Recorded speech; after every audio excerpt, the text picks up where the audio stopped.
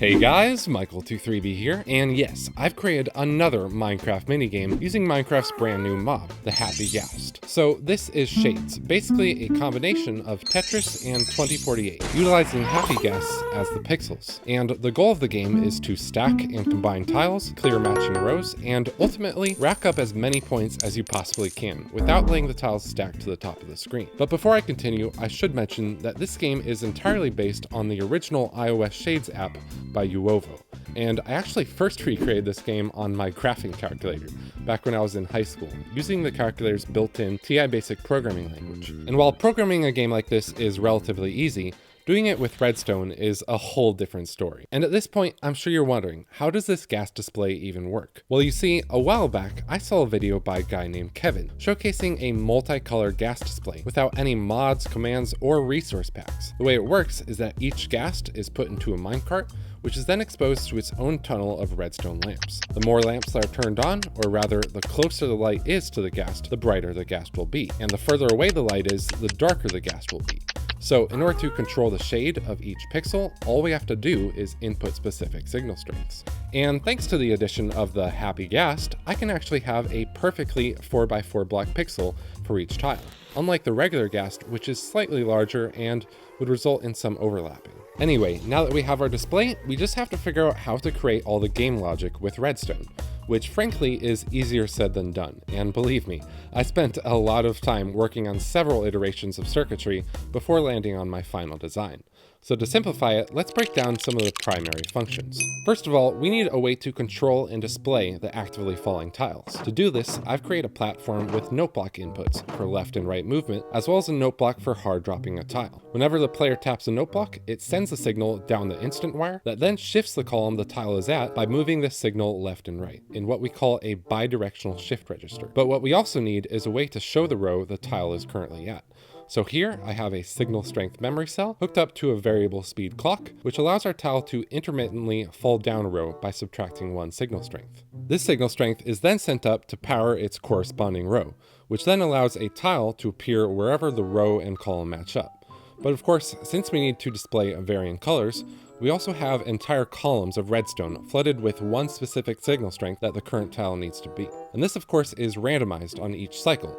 So whenever a new tile gets dropped, a random signal strength will get selected for the color, and also a random column will be selected for the tile to start dropping. Now that we have that, we need a way to detect when a tile reaches the bottom, or lands on another tile. So what I have here is a set of 4 signal strength memory cells, which keep track of how many tiles are present in each column. When a falling tile is only one row above the current column height, that means it has landed, and so we send that tile to permanent storage, and also increment the column height value by adding a signal strength. Of course, we also decrement that value when a tile merges, and decrement every column by 1 whenever a row gets deleted. Having the column heights tracked like this makes it super easy to detect whether or not the player is allowed to move a tile left or right, and it also allows us to implement instant dropping, because all we have to do is set the current tile row to 1 more than the current column height. Now, all of that brings us to one of the most important components of this machine, the tile storage.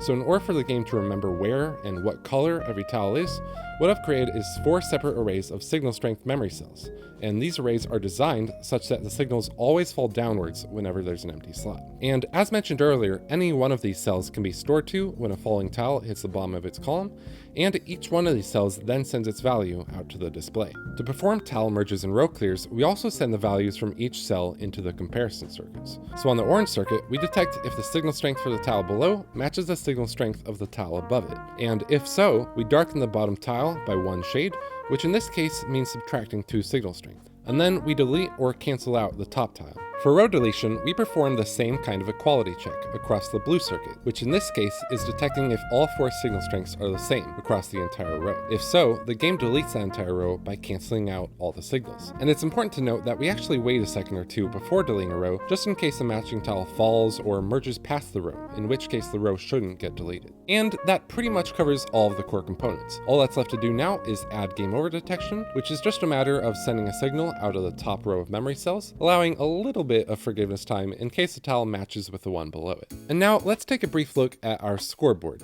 What you see here are some 7-segment displays by MyZuma Games, which allows us to show different digits based on what signal strength they have stored. And whenever the game ends, the value for the high score gets told to update if and only if the achieved score is higher than the high score. This is done through my own series of cascading comparison logic, which essentially just compares each parallel digit, going in order from most significant to least significant. If a score digit is less than its parallel high score digit, it cancels out any subsequent greater than outputs. And at the same time, if a score digit is greater than its parallel high score digit, it cancels out any subsequent less than outputs. This results in the final greater than output being powered only if the achieved score is truly a high score. And from there, all we have to do is set the signal strength of each high score digit to match the current score.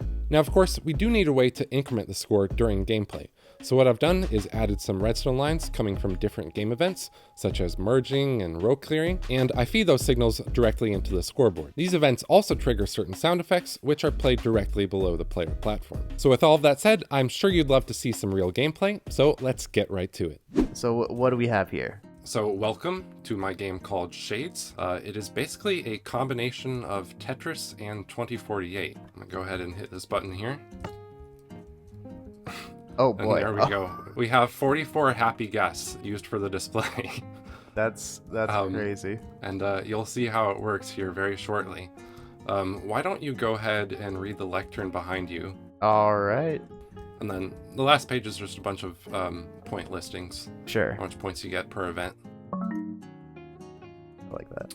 So I'll just have you know, it does start off slow, but you can get faster the more points you get. I see. Okay, so let's just drop that. Then, okay. How many different shades are there? There are a total of 5 different shades, but only 4 can generate for a falling tile. I see. Now is that this one or is that? I think that's the one next to it.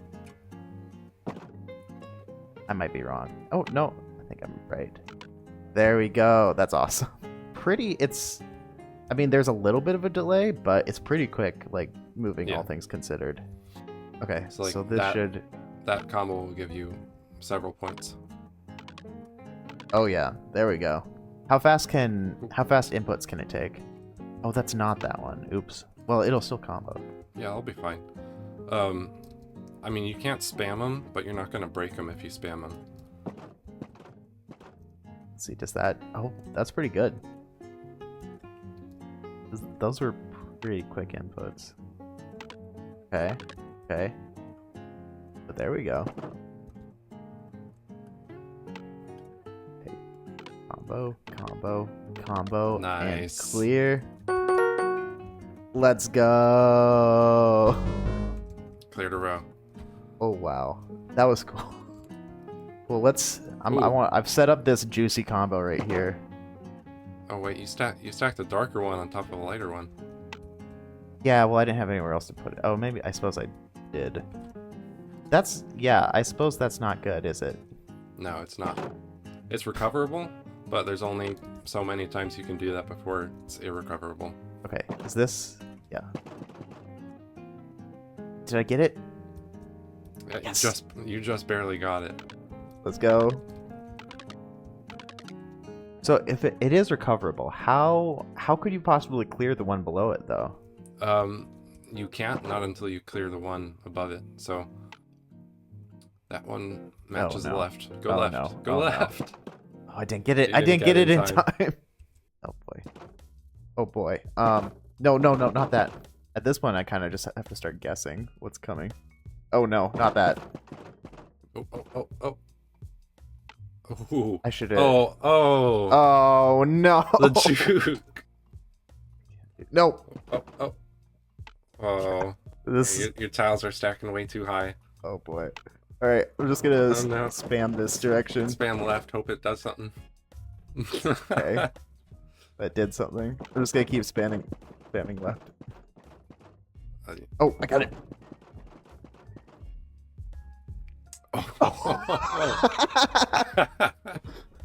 Okay. Oh my gosh, I keep forgetting to. You're hanging on by a thread. That's it. Did that not?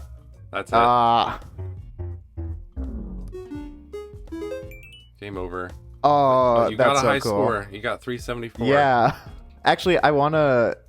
Do you want to like do another round at the fastest speed? Yeah, I just wanna start it at fastest speed. Okay, so I'll go ahead and just hit that button, and it will clear all the tiles, so we can go ahead and start if you're ready. Yeah, I'm ready. Okay. Ready. Oh boy, that is pretty fast.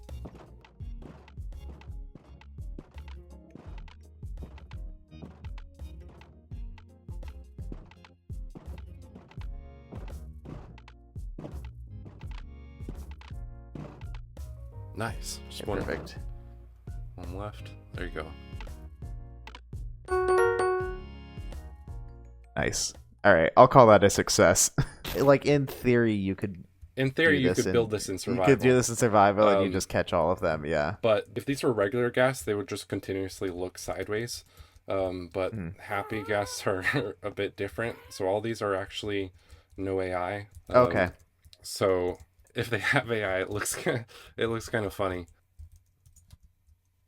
Okay, none of them have, or they all have AI now. So let's start turning. And if you grab like a snowball, they'll just start. They'll just start looking at me. Oh, I love it. I'm gonna start playing a game. See what happens. The problem is now they also kind of have different shades on them already. So yeah, sort of. But the game still works. You can drop these guys. It looks absolutely hilarious. But yeah, thank you so much for coming. Yeah, absolutely. I was very glad to get to play this. I was excited for it. All right, thanks for having me again. And that's just about it. I've got to say, I am super proud of this new game, and I really hope that you love it too. There will be a world download in the description if you want to play this for yourself, and be sure to check out Tyrant's channel for even more Minecraft minigames. Also, if you have any other minigames you'd like to see me create, be sure to let me know down in the comments. And of course, thank you so much for watching, liking, and subscribing, and I'll see you all in the next video. Peace out.